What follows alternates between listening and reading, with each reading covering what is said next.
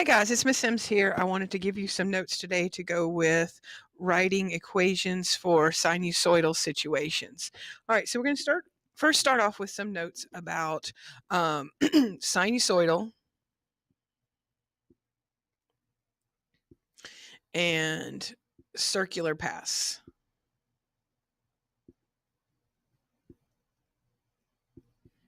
All right, so anything that is round in nature is going to be sinusoidal, meaning it's going to have a defined low, a defined high, and pass through those points over and over again.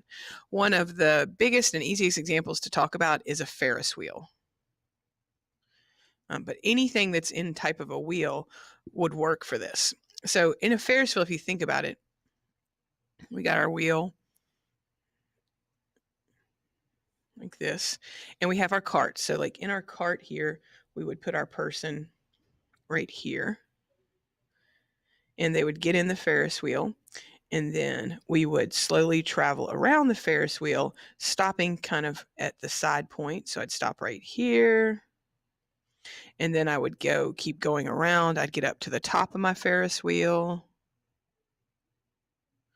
and then I'd keep coming around to this side of the Ferris wheel, which I'm repeating the height I was on the other side over here, and then I'd eventually get back down here to the bottom.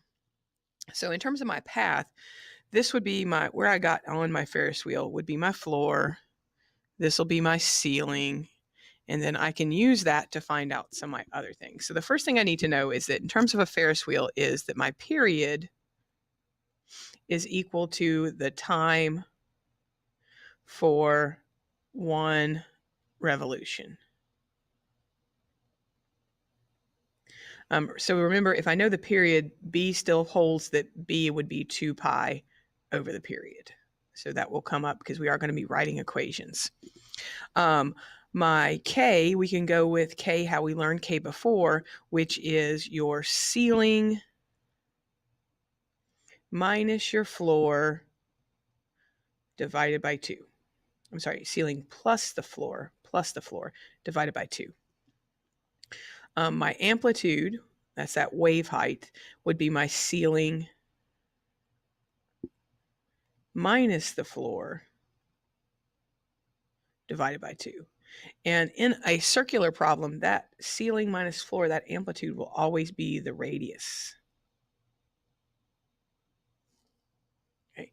Likewise, over here, when I'm doing my ceiling plus my floor divided by 2, that's actually going to be the radius plus the floor every time. Those are like secondary formulas that if you want to memorize them, you can, but you don't necessarily have to. With these characteristics, I can now write my equation so I have two situations that I can deal with. I'll have a given start time.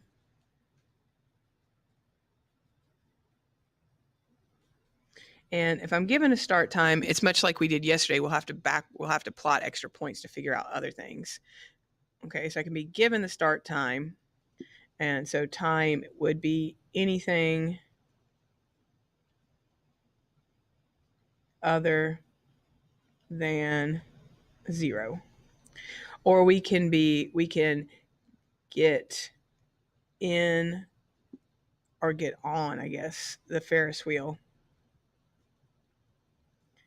at time equals 0 at the floor. We're going to do a problem together that is the number 1 situation. They're going to give us a particular start time. We're going to look at number 4. And so that's where we're going to start our problem. And then we're going to backwards plot points. But the last 2 questions you have on your worksheet today, they tell you to start with time equals 0 and just get on at the floor. And then so you just cycle around. The other little kind of thing that I do want to talk about, and we worked on it yesterday, and we worked on it today, we're going to work on it today, is that tick mark spacing. Because I'm going to be having to plot points. Remember, since we do 4 tick marks, my tick mark spacing will always be my period divided by 4. because I do 4 tick marks, I'll do that spacing, and then I'll be able to plot other points, because I'm going to need to plot other points, because if they only tell me the floor or the ceiling, I can't really write sine graphs. Remember that sine has to start in the middle. So I need to know that spacing so that I can plot my other points. So please continue on to the next video and you will see me use this in action.